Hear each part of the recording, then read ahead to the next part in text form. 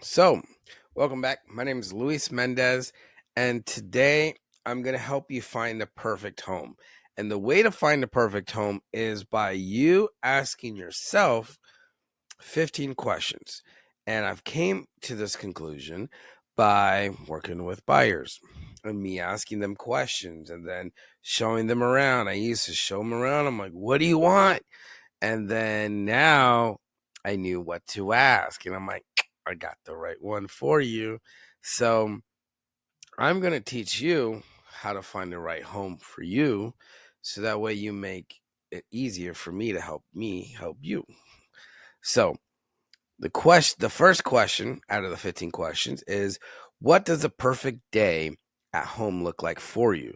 Are you someone that's going to be at home all the time? You're retired, you're just going to be at home, you're going to cook, you're going to clean, you're going to do stuff at your home, you're going to work in your garage, your shed, your garden. You spend 90% of your life at your house. Is that going to be something for you? Maybe, and the reason for that is we could invest in a house that has everything you need. Or are you going to be someone who, you need to work from home? So we're going to have to look for an office, a house that has an office, an extra bedroom, or, someone that hosts. If you host a lot, maybe it's somewhere that has a nice big backyard, a big porch, a big size kitchen, dining room area, spend time with the family. Or if you're someone that, my perfect day is I wake up and I leave my house and I come back and I have a nice home there. So if a place like that, you don't need something really big because you're not going to spend a lot of time at home. So the perfect home for that is going to really depend on how what a day or your life is going to be. Do you go to the hospital weekly? Do you have doctor's appointments? Do you need to be, closer to certain areas, shopping? Do you like to go shopping or walking around or playing golf? You know, that's going to really determine your lifestyle. Well, your lifestyle is going to really determine the type of home you get. Next is, what are your monthly payments and what do they feel what feels comfortable for you? So, for example, if you go to the bank, lender, and you talk and they say, "Hey, Mr. and Mrs. Buyer, you guys are qualified for $500,000 or $400,000." And you're like, "Wow, that's great. What are my payments going to be?" Like $4,500 or 3,500. You're like, "Whoa, not what I know I could pay for it, but I don't want to pay that much." Um, Consider what with that, what do you want to be at? Maybe you're buying a house together so you can find the house that you want, but then maybe only one spouse is going to work, and the other spouse is going to be a stay at home mom, or you guys are going to have a kid and, decide not to work anymore. So like decide, because that's a very, very common thing that most people do. Is it going to be on both incomes or one income? Is it going to be, are you someone who like to enjoy the nightlife? If you and your spouse are always out and about, vacation here, vacation there, dinner, nightlife, you're just out all the time, all your money is not going to be going to your house. It's going to be going towards those events. So you may need to consider. Or if you're someone who, I spend 100% of my time at home, so yes, I want my house to be the house because of the location, because of everything. That's going to really determine. Number 3, how far are you willing to work for school?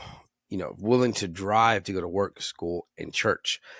These are going to be really important things because a lot of people, especially I've noticed with men, they're okay to drive at least an hour. An hour to 45 minutes drive is very common. Um, I've just seen this being more common where I feel like sometimes if it's just a female, you know, they're more safety. Everything is more safety. Men are like boxes or like logic. But safety, a lot of women, that's the number one thing is safety. They want to feel safe going to work. So maybe, maybe a shorter period of time, which has been kind of like the norm of what most people say. because of maybe we're living in Florida, so the distance of where things are, you might be driving about 45 minutes if you want something affordable if you live in a big city. Now, if you work from home, you can live wherever you want. It just depends on, the type of home you get. Or school, if you're, maybe a spouse is working and the other spouse is going to school, and then vice versa. That may be something is like, hey, well, my spouse is walking to and from school while we're working, you know, that's going to really determine, are you, are you going to be closer to school, closer to work? And also seen a lot of people and families move from one state to another to go to church. So having these ideas will really determine, okay, I want to live, maybe up to an hour, but north of the church or south of the church or west or east, you know, that's going to really determine the type of homes and neighborhoods that you could get. Next question, number 4, you should ask yourself is, what kind of neighborhood do you see yourself in? And, that's not just a house. So think about it. If you're someone who, I don't want to live next to kids, I don't want kids on the streets, I don't want to hear the yelling, the talking, or I just want to see a bunch of golf carts and people my age, then you're looking at, not my age specifically, but you're looking at maybe a 55 plus neighborhood, gated community, where if you do see kids, you're only going to be there for about a week or two.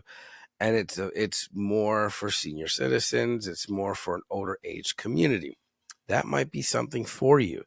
If you're someone who, like, I don't care. I want to be part of the community, playgrounds, pools,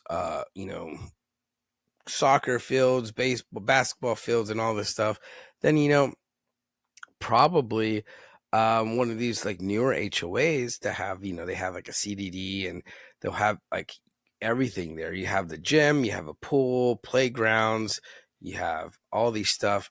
That might be something for you, you know, based off of that. Or you could say, what, I want to live in a neighborhood where the closest neighbor is like a 5-minute drive. We have that too, where everyone is kind of to themselves, and we have these options. So you think about what type of neighborhood do you see yourself in. Number 5 is who's going to be living with you, and how are you going to use that space. Are you downsizing because your kids are moving out? Or, maybe you got to move into a new place because you have your in-laws moving in with you. Do you want your in-laws living in the same house with you, maybe attached to the house with you, or maybe detached from the house from you? These are things you're really you want to think about. If they're going to live in the same house, if they're going to be a 2-story, and is there going to be a full bathroom on the first floor for them, or, I don't think you want your elderly parents to live with you, and then they have to go to the second floor, climbing up and down the stairs may not be a safe thing if they're like, in their 80s and, close to 90s, may not be, unless they're super fit, may not be the best option for them. So think about that type of lifestyle. Number 6, do you want a move-in ready home, or do you want a home that's going to have upgrades that you're going to need to like do some upgrades, a little bit of rehab, DIY stuff?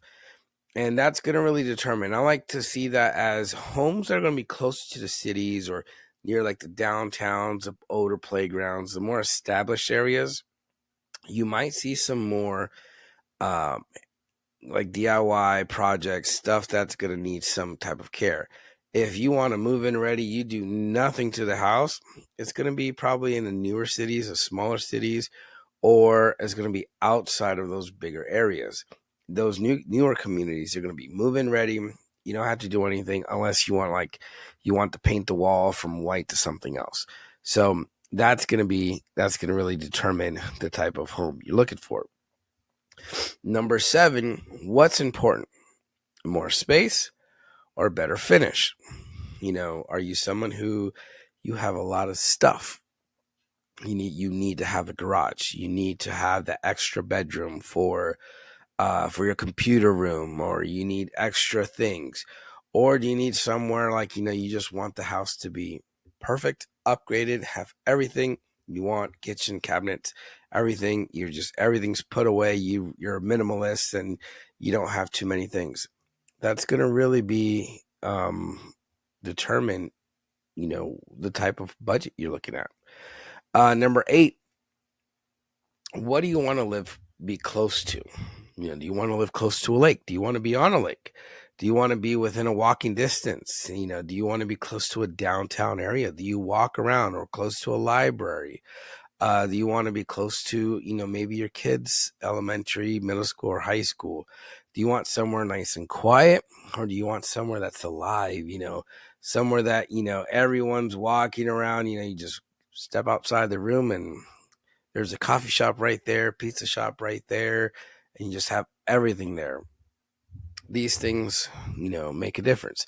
We're at an area where it's pretty quiet. Lake Wells is considered a lot quieter than Orlando. Um, but we're also within a walking distance from the park, from the library, and from downtown, which is pretty neat. So we find these things really cool because, especially when they have Christmas events or big events downtown, we could easily just walk there, or it's like a 30-second car ride and we're there. Um, so it's really nice to enjoy these things, and depending on what you like. Some people want to live out in the country, and if they have to go to Walmart, they're okay with a 30-minute drive to do their groceries and a 30-minute back, because they want to live out in the middle of nowhere. They could, shoot guns, have cows, pigs, horses, and all the freedom that comes with living with large acreage. If that's you, that's great, but know that ahead of time. Do you have pets, and what do they need? If you have ducks and chickens, maybe living in a townhouse is not going to work for you. If you have cows, an HOA is not going to work for you. If you have dogs, the specific breed, some HOAs are going to be against that. So think about, what kind of pets you have, what kind of pets you want. If you want chickens and ducks, you want to live in a non-HOA area, and you want to live probably somewhere that has some space and land. So think about those things. Also think, how long do you plan to stay in this house? Do you plan to stay there temporarily? You know, is this like 3 years, 5 years max? Then you want to make sure you find a house that's going to sell fast as well. Or is this going to be your forever home? You're going to die in this home. Not to be mean or rude, but this is your final house and this is going to be your last home. You're going to want to consider the type of, house you're going to be in. If it's going to be your last house, then yeah, that could be, 20, 30 years down the road. And then, of course, with that much time, it should add value. Number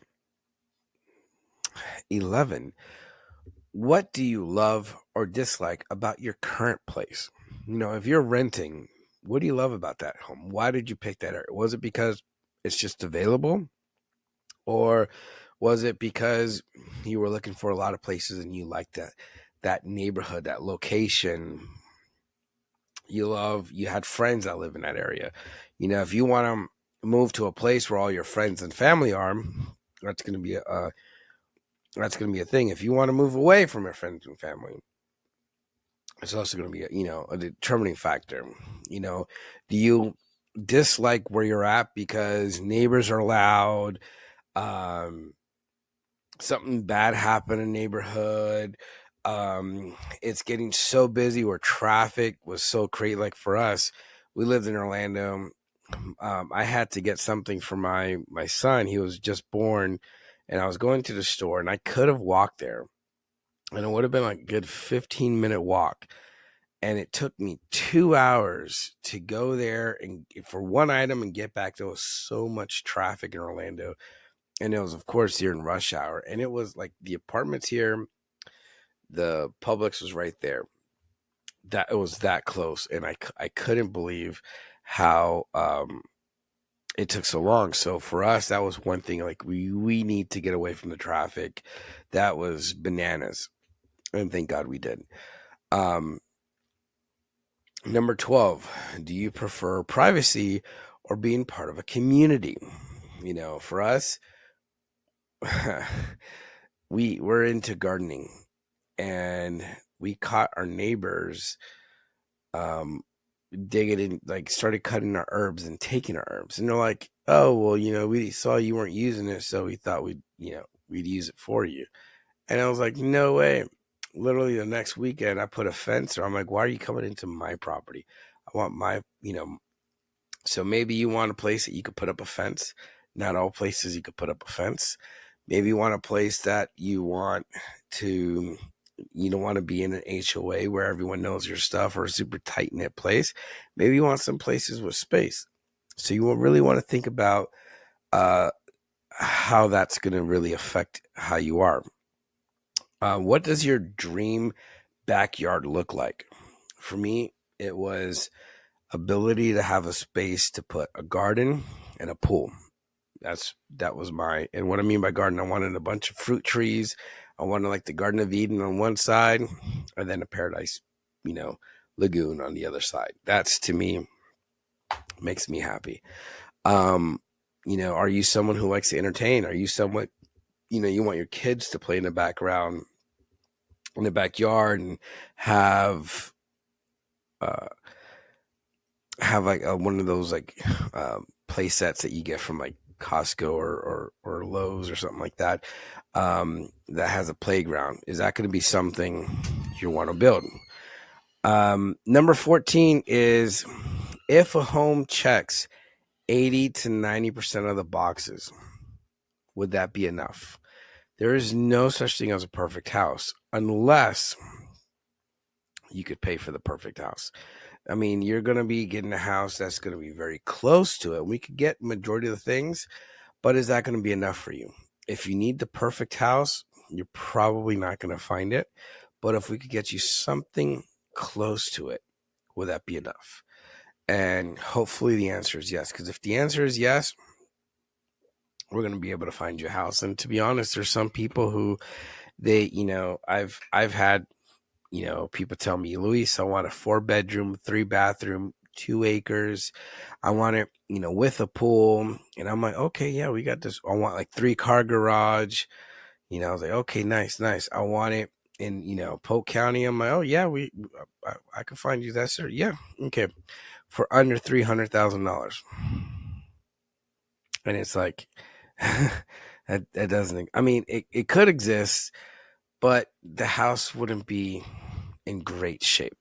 You're probably going to have to replace the roof. There may be foundation issues.